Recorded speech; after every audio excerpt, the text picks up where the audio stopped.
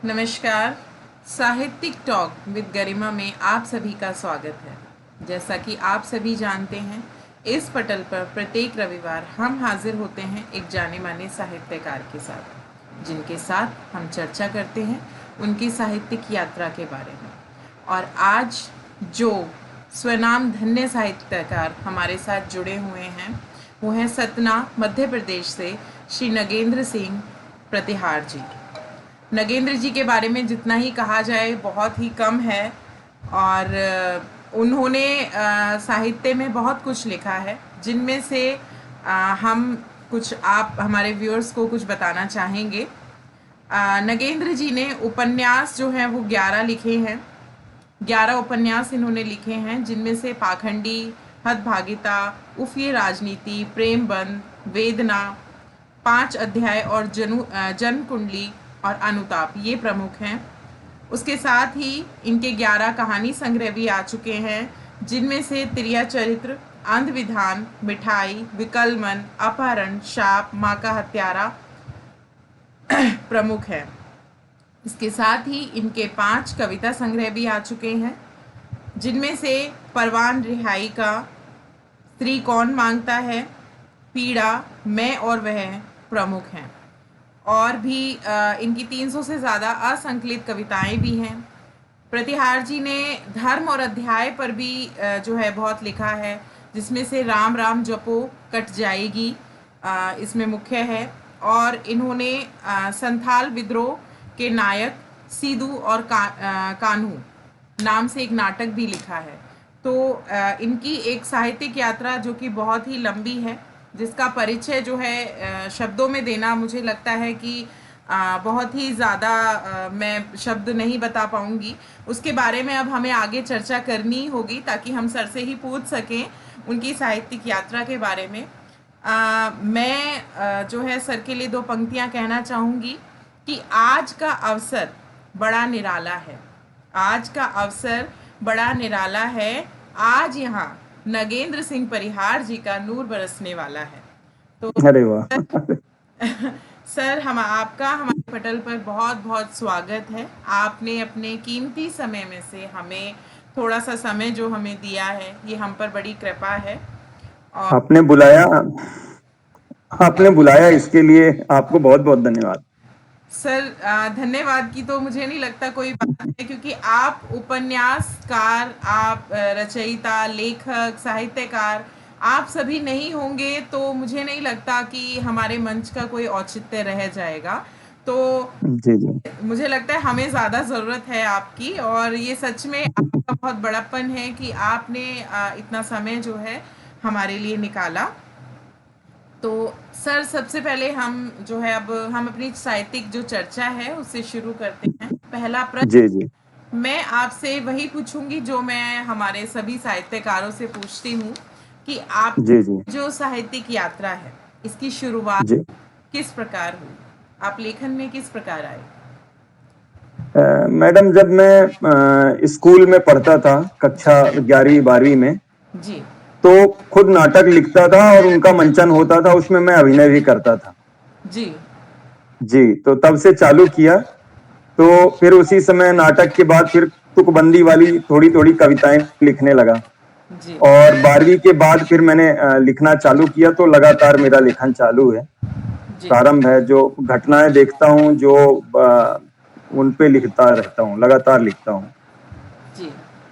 तो जी इसके बाद अगला प्रश्न भी इससे जुड़ा हुआ है। आपने पहली जो रचना थी वो कब लिखी? जी। जी, पहली मैंने वही क्लास 11th में था, मैं कक्षा 11। 11 में।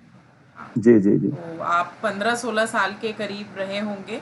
जी जी जी। इतनी कम उम्र में आपने पहली रचना जो है वो लिखी। जी जी। आप जो है पढ़ाई के साथ साथ आप लिख भी रहे थे, उसके बाद अभी भी जी लिख रहे हैं, तो इस सब में आपके जी जी। परिवार का किस प्रकार का सहयोग रहा है? मेरे पिताजी जो हैं वो भी इंजीनियर थे, मैं भी इंजीनियर हूँ। मेरे पिताजी जो हैं, इंग्लिश में, संस्कृत में और हिंदी में उनकी बहुत पकड़ है। जी। जी, तो उनसे काफी कुछ जो मेरे शब्द आ रहे हैं इसमें मेरे लेखन में, जी। तो उनसे परिचर्चा होती रहती है, चर्चाएं होती हैं, वो पढ़ते भी हैं मैं जो लिखता हूँ। उसमें करेक्शन भी करते हैं, बताते भी हैं, जी तो उनका सहयोग बहुत रहा।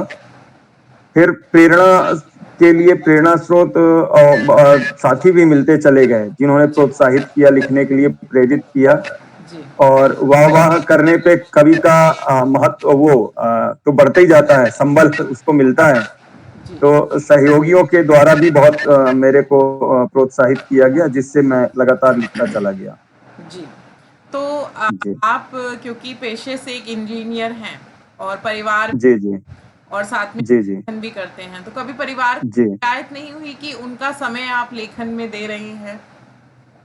नहीं, नहीं, ऐसा ये स्थिति नहीं बनी। जी। जी, जी, ऐसी तो स्थिति नहीं आई। जी, बहुत बढ़िया बात है, जी, आपके परिवार ने जी, आपको इतना सहयोग दिया। तो जी, जी। ही अब हम चाहेंगे कि आपकी कोई कविता या आप जो भी आप सुनाना चाहें हमारे पाठकों के लिए, हमारे व्यूअर्स के लिए। जी, जी, जी। देखते हैं, एकदम से ये प्रश्न आ गया तो मेरे को देखना पड़ेगा कि नहीं, क्या नहीं, सुना कोई दूँ। बात नहीं सर, आप देख सकते हैं। जी, जी। हाँ, हाँ। अभी मैंने जो भेजा है, प्रकाशित होने के लिए कुंडलियाँ भेजा हूँ। जी, उन्हीं कुंडलियों में से कुछ सुना दे रहा हूँ, जी, जी, जी। है ना? स्वागत है। जी, जी। जी, जी, जी।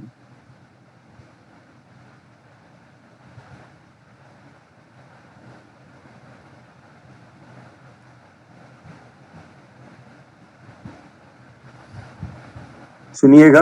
जी, शीतल पवन झकोर से, शीतल पवन झकोर से मन आनंदित होए, रोम रोम पुलकित हुआ सुध बुध अपनी खोए। ये राम को समर्पित हैं, कुंडलियां हैं, जी, जो पब्लिश होने गई, उन्हीं में से कुछ हैं। शीतल पवन झकोर से मन आनंदित होए, रोम रोम पुलकित हुआ सुध बुध अपनी खोए। सुध बुध अपनी खोए राम को जापे जाता, सुध बुध अपनी खोए राम को जापे जाता, वृक्ष डोले गात नाथ से जोड़े नाता। वृक्ष डोले गात नाथ से जोड़े नाता, कहे भगत प्रतिहार परख ले कनक व पीतल, पकड़ के राम पाद बना ले आत्म शीतल। फिर गांव पे है, सबसे अच्छा गांव है रहो पसारे पांव, सबसे अच्छा गांव है रहो पसारे पांव, गायब सब चिंता हुई मिली उल्लसित छांव। मिली उल्लसित छांव रोज का सबसे मिलना, अभिवादन में राम हरस में मुखड़ा खिलना। ये गांव वालों का बता रहा हूं मैं। बिल्कुल, बिल्कुल। मिली उल्लसित छांव रोज का सबसे मिलना, अभिवादन में राम हरस में मुखड़ा खिलना, कहे भगत प्रतिहार गांव में आया जब से, हरि चर्चा अविराम लगी होने अब सबसे। बहुत खूबसूरत, ये बहुत खूबसूरत आपने जी, जी, गाँव पर और श्री राम पर दोनों पर ही बहुत जी, जी, जी, लिखा है और इसमें कोई शक जी, जी, नहीं, आप बेहद उम्दा लिखते हैं। तो जी। अगला प्रश्न यही है कि लेखन के साथ-साथ आप और क्या करना जो है आपको पसंद है और क्या-क्या आप करते हैं? ये कंस्ट्रक्शन फील्ड में तो मैं हूँ ही, इंजीनियर हूँ, जी, लेकिन मेरी खेती में भी विशेष रुचि है, जी, किसानी में। जी, तो मैं उस काम को भी कर रहा हूँ। बिल्कुल। विशेष रूप से इस समय मेरे बब्बा का देहावसान हो गया था, तब से खेती किसानी सब बंद पड़ी थी गाँव में। अच्छा, तो वही मैं इस समय गाँव पहुँचा हूँ और ये सब काम भी मैं करवा रहा हूँ।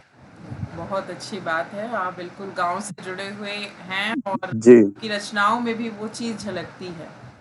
जी, जी, तो इसके अलावा जैसे आपने श्री राम पर भी लिखा है, गाँव पर भी लिखा जी, है, तो आपकी जो जी, जी। रचनाएँ हैं, वो मुख्यतः किन विषयों पर आधारित होती हैं?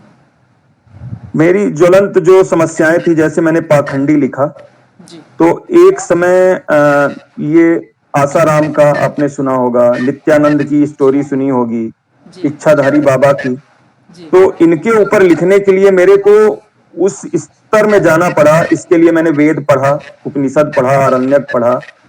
इसमें मैंने इनके पाखंड चरित्र में इनको पाखंडी को माने समाज में पूज्यता प्रदान करने में महिलाओं की कहाँ भूमिका होती है, कितनी भूमिका होती है, उस पे मैंने एक शोध किया और ये पाखंडी उपन्यास लिखा। ये काफी प्रशंसित हुआ, काफी चर्चित हुआ। इस पे लोगों की बहुत अच्छी प्रतिक्रियाएं आई मेरे पास। जी, तो इसको लिखने के लिए मैंने सारा कुछ अध्ययन किया, फिर लिखा है जी, कि किस ढंग से ये महिलाओं का ब्रेन वॉश कर देते,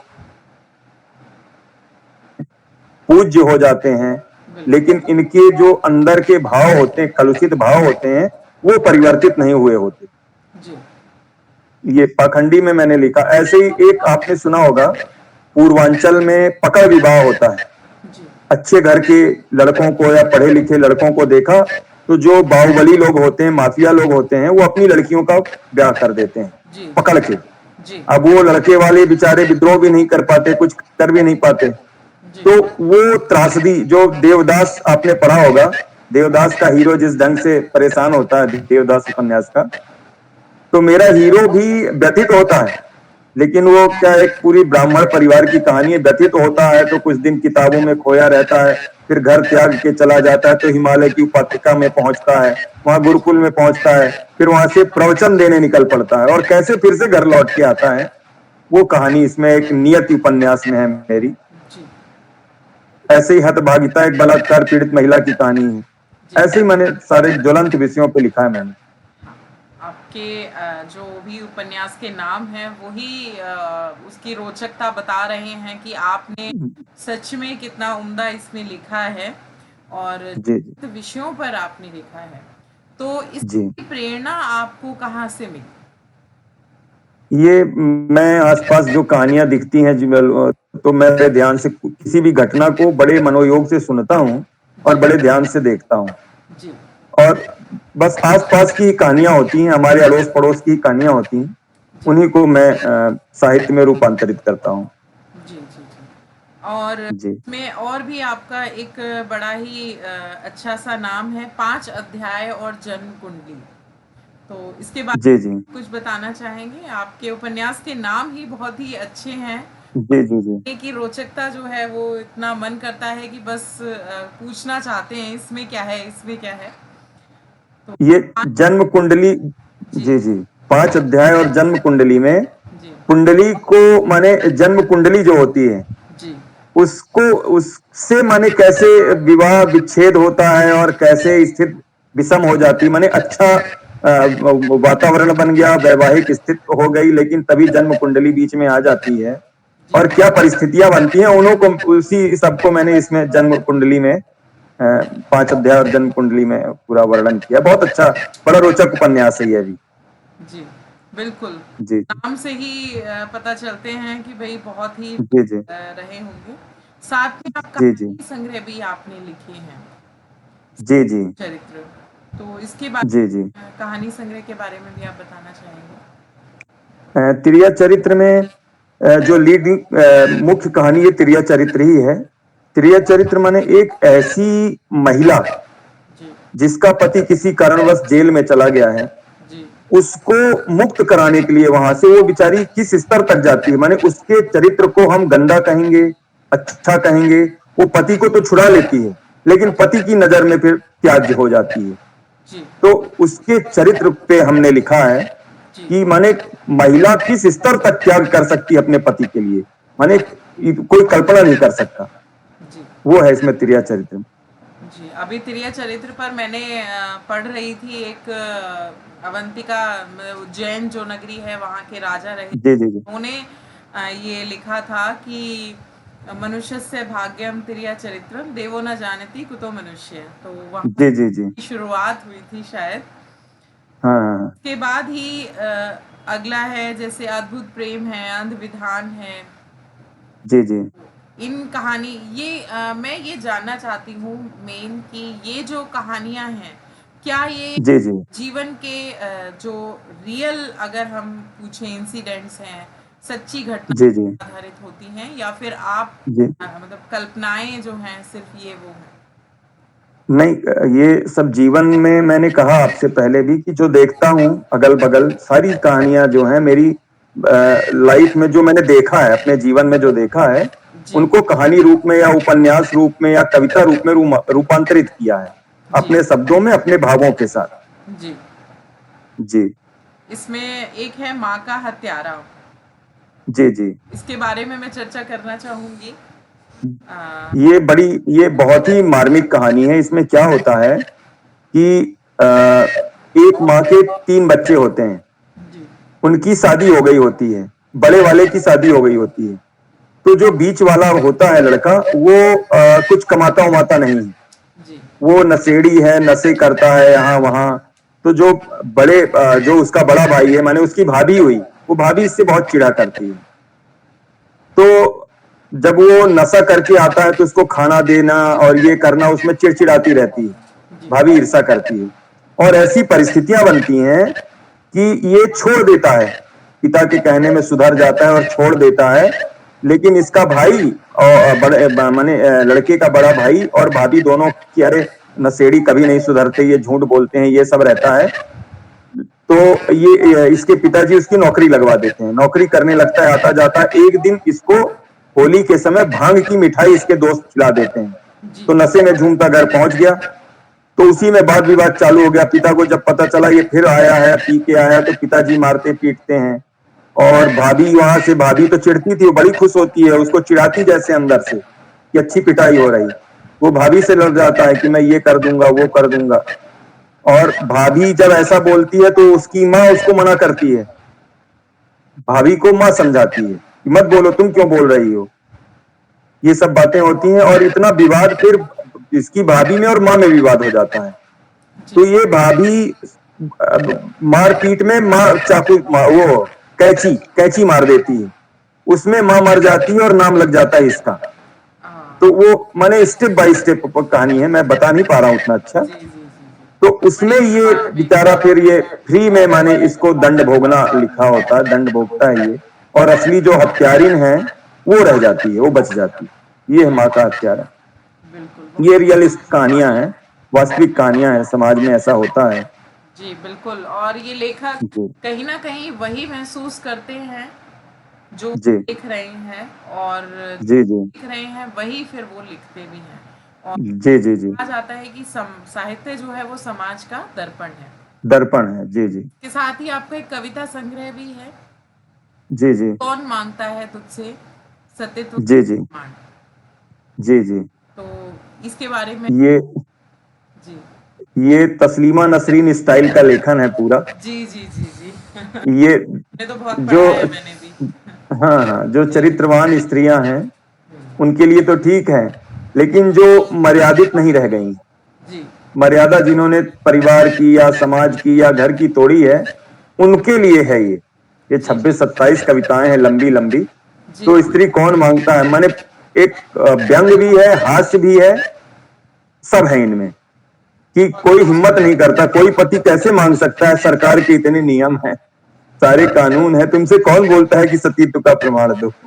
ये चीजें हैं इसमें। जी बहुत जी ही अच्छा। आप बिल्कुल, सच में आप बिल्कुल ज्वलंत मुद्दों पर लिखते हैं।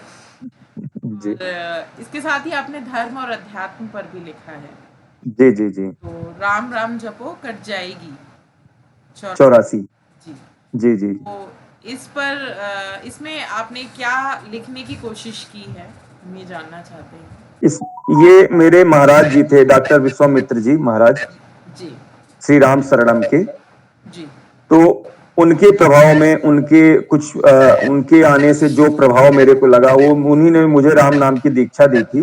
जी तो उन्हीं से प्रेरित होके, उन्हीं को समर्पित ये मैंने पहला लिखा था। इसमें कविताएं भी हैं, कुछ प्रवचन भी हैं, कुछ मेरा अपना वो भी है, आध्यात्मिक जो चिंतन है वो भी है इसमें। तो ये ऐसा है, ये चीजें लिखी हैं मैंने इसमें। तो मैं ये पूछना चाहूंगी आपसे कि धर्म और जी अध्यात्म आपका क्या जी जी। विचार है? क्या ये आज के समाज के लिए उपयुक्त हैं? क्या ये आज के समाज में फिट बैठते हैं?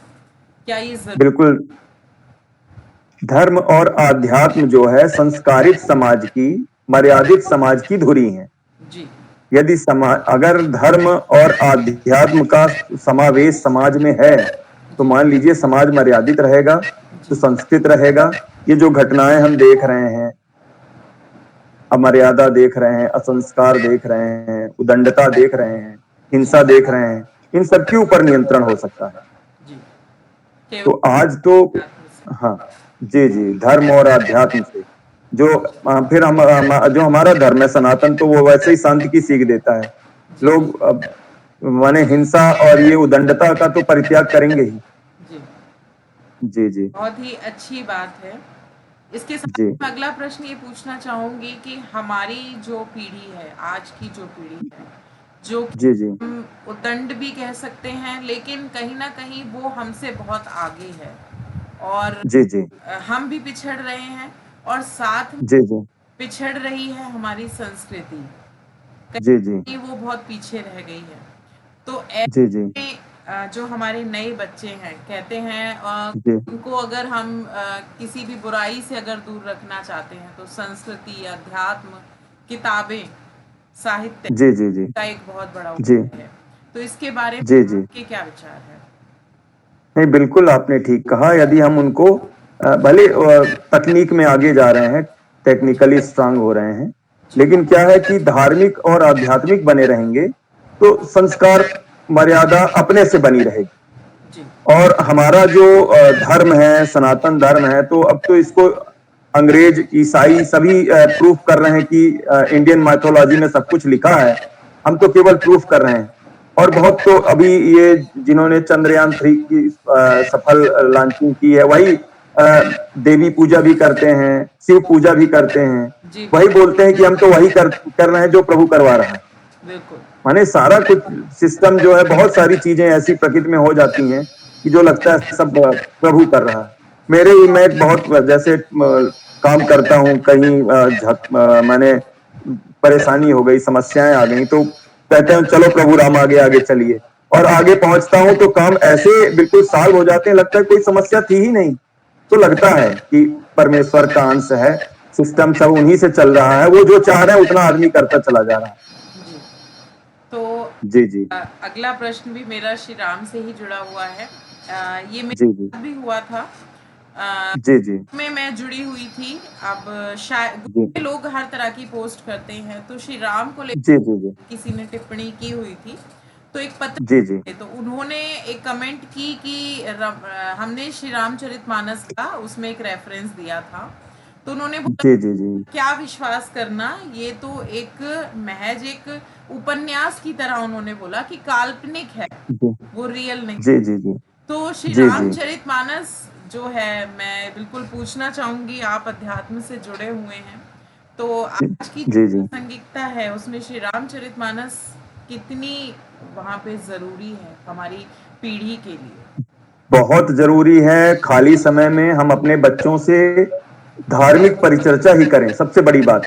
जी धर्म और आध्यात्म पे, प्रभु राम को लेके, प्रभु राम के चरित्र को अगर हमने पढ़ा दिया बच्चे को, तो अपने से वो मर्यादित हो जाएगा। जी बिल्कुल। माने इससे बड़ा संस्कार और मर्यादा कोई दूसरे ग्रंथ कहीं सीखने को नहीं मिलता, प्रभु राम के चरित्र से जो मिलता है। हमने तो कहा ही मर्यादा जी पुरुषोत्तम श्री राम का। जी जी जी बिल्कुल। हाँ, नहीं, उनका उनका चरित्र तो जितना हम बच्चों को बता पाए, अगर खाली समय में हम हैं घर में, तो प्रभु की चर्चा जरूर हो, प्रभु राम की चर्चा होनी चाहिए। जी लेकिन जी एक और चीज है, कहीं ना कहीं इसमें हम बच्चों की गलती नहीं कहेंगे, माता जी पिता भी उतने ही जिम्मेदार है। हम इतने सुविधा भोगी जी हो गए हैं। जी जी सुन पा रहे हैं? हाँ हाँ, सुन रहे हैं। हम इतने सुविधा भोगी हो गए हैं, और एक जो हमने धर्म को मौकाटेरियन बना लिया है, मतलब सिर्फ जी जी जी अपने हिसाब से उपयोग करना। अब माताएं भी हैं, जी जी जी वो रीति रिवाजों को, उन सबको पिछड़ा मानती हैं। त्योहारों पे जो भी रीति रिवाज फॉलो किए जाते हैं, उन सबको वो नहीं, कोशिश करती हैं कि समय की भी कमी है, और वो धीरे जी जी जी कहीं वो चीजें पिछड़ती जा रही हैं। तो ऐसे में जी जी जी बच्चों को क्या ही संस्कार दे पाएंगे, क्या हम उनको वैल्यूज बता पाएंगे? तो मुझे लगता जी जी है इसमें पेरेंट्स का भी बराबर इसमें रोल है, बच्चों को अपनी संस्कृति जी जी जी के बारे में बताने का। तो पेरेंट्स के लिए आप क्या कहना चाहेंगे? अब कितनी भी व्यस्तता हो, अगर बच्चे हैं आपके तो उनको समय देना होगा, उनके लिए समय निकालिए, बिल्कुल किसी भी प्रकार उनको समय दीजिए, और नियमित रूप से समय दीजिए। बिल्कुल, जी जी ये बहुत जरूरी है। और जी जी अब मैं अगला प्रश्न हमारे नए लेखकों के लिए आपसे पूछना चाहूंगी कि आप जी जो हमारे नए उभरते लेखक हैं, जैसे कि आप देख जी जी सकते हैं कि हमारे लेखन का आजकल साहित्य का स्तर थोड़ा गिर रहा है, कहीं ना कहीं जी जी लोग कुछ भी लिख रहे हैं, भाषा का हाँ हाँ भी है, भावनाओं का जी जी। नहीं है, उसमें कोई भी कुछ नहीं नहीं। चाहता है। तो उनके लिए आप क्या टिप्स देना चाहेंगे, ऐसी चीजें जो उन्हें फॉलो करनी चाहिए? क्या है कि मैक्सिमम लोग मंची कवि बन रहे हैं, वाह वाह सुनने के उसमें जोश में, जो बेसिक जो आधार है जी कवित्व का या साहित्य का, उसको वो मस्खरापन मंचों में आ रहा है, बिल्कुल साहित्य खोता जा रहा है।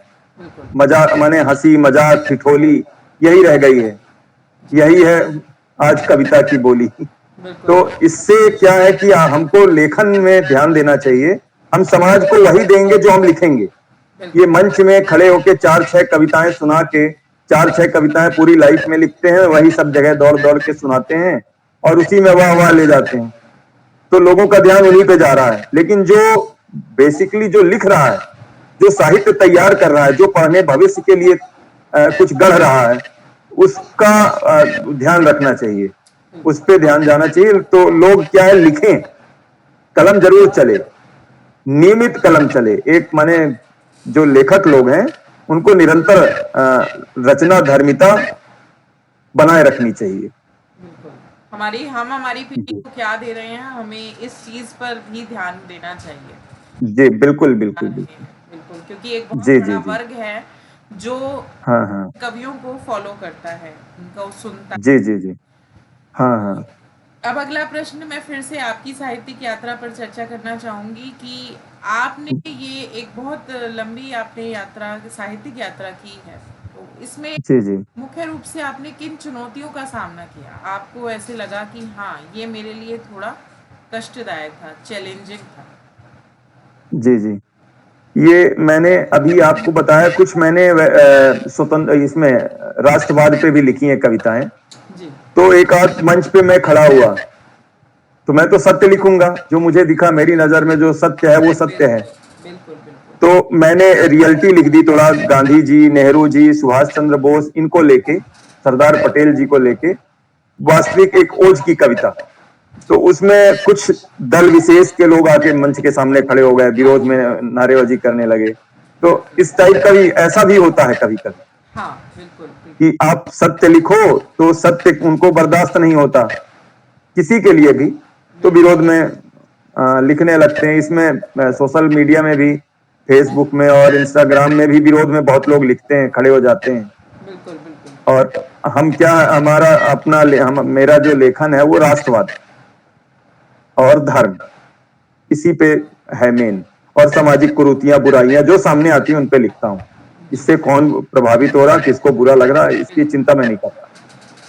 एक सच्चे लेखक का, एक सच्चे साहित्यकार का शायद यही कर्तव्य है कि वे समाज जी को एक सही आईना दिखाए। जी जी। और इसके साथ ही अब हम आपकी एक कविता सुनना चाहेंगे, जो भी आपको ठीक लगे। जी जी जी। चलिए।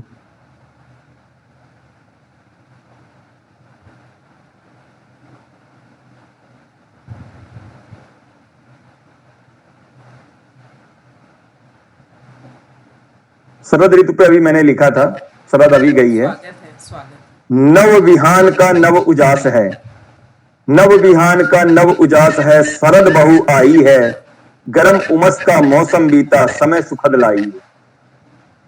नव विहान का नव उजास है, शरद बहू आई है, गरम उमस का मौसम बीता, समय सुखद लाई है।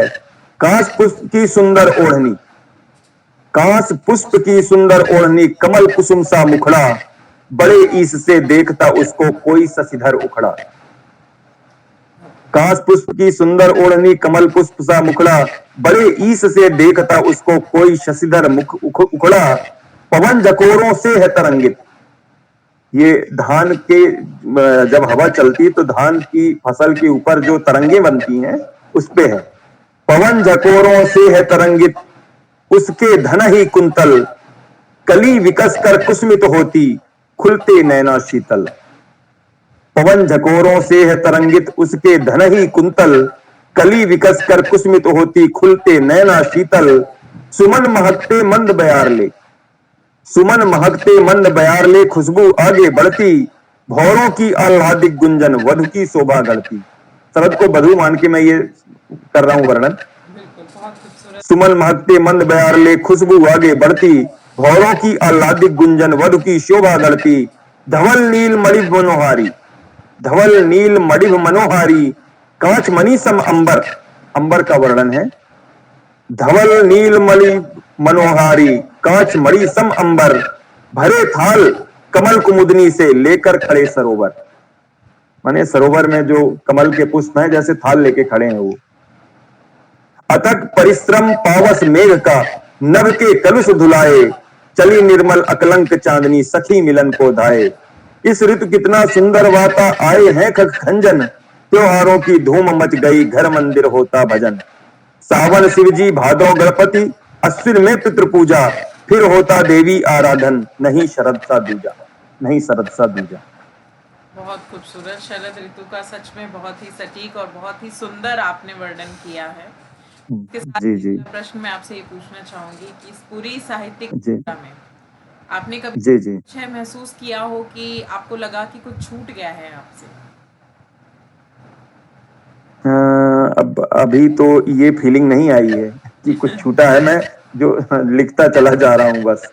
जी, बहुत अच्छी बात। जी जी तो क्योंकि जी प्रोग्राम के अंत की तरफ बढ़ रहे हैं तो इसलिए अगला जी जी जो है मैं आपसे यही प्रश्न नहीं है, ये जी। आपसे सिर्फ एक रिक्वेस्ट है कि हमारे व्यूअर्स के लिए आप क्या संदेश देना चाहेंगे?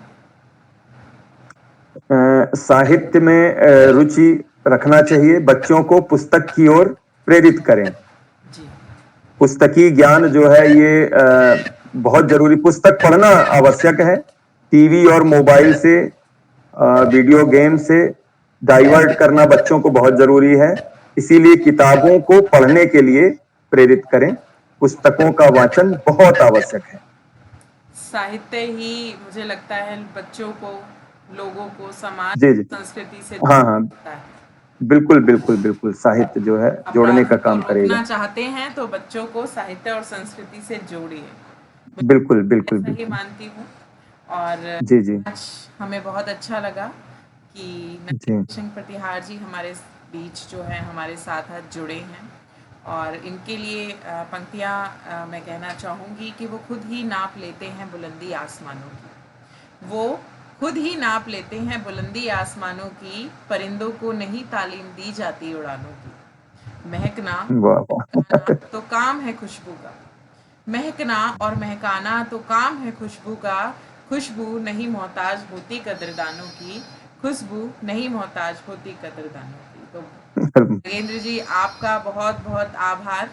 आपने बहुत बहुत। कीमती समय हमारे पटल को दिया और जी जी साहित्यिक जो यात्रा है उसके विषय में हमसे इतनी चर्चा की।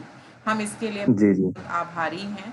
और अब हम जी विदा लेते हैं आपसे भी और हमारे व्यूअर्स से भी, अगले रविवार जी के लिए, जहां हम फिर से जुड़ेंगे एक जाने माने साहित्यकार के साथ, जिनके साथ चर्चा करेंगे हम उनकी साहित्यिक यात्रा के बारे में। तब तक के लिए स्वस्थ रहिए, मस्त रहिए। धन्यवाद। धन्यवाद।